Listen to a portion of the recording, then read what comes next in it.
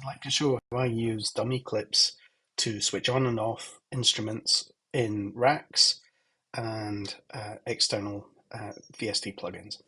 So in this set I have two tracks. One is using Contact, one is using an Ableton Instrument Rack, where I've got three different instruments here: collision, tension and electric, and I've got a chain selector here that allows me to pick each of these instruments that I want to use. So imagine in this case that I've got a song set up here that uses Contact for the first song, and then in the second song maybe I want to choose the instrument rack and also then select what instrument within that instrument rack that I want for that song.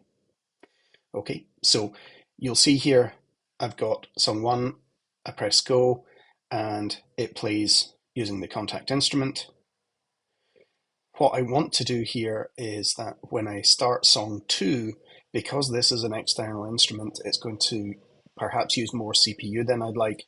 So I want to create a dummy clip here with no MIDI in it, but I'll come to Envelopes, Contact 7, and then I can switch off that instrument the minute I start song 2. So when I start song 1, the instrument's on. The minute I start song 2, it switches the instrument off.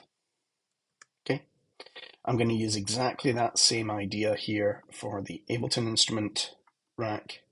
So I've got my instrument rack here. I'm going to go to device on. I will switch this off to begin with.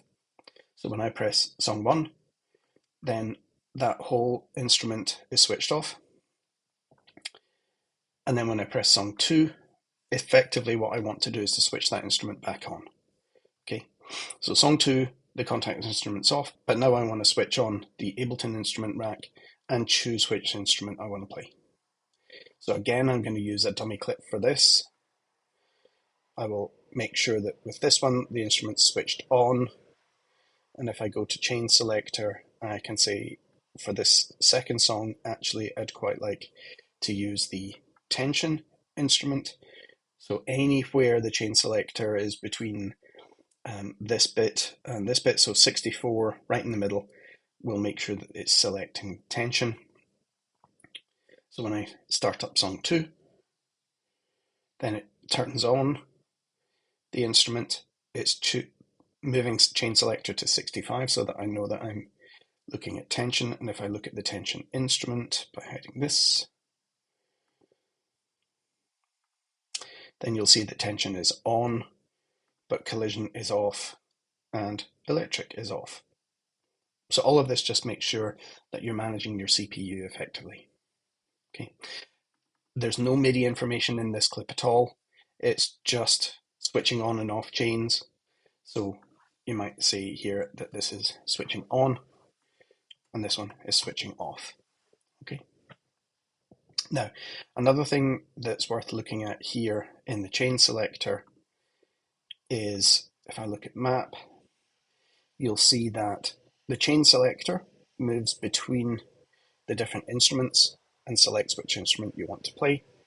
But you'll see that the device for collision is only on between the values of 0 and 42. Tension is only on between the values of 40 and 84, and so on. What this means is that as I move the chain selector, it's going to switch on and switch off the various instruments.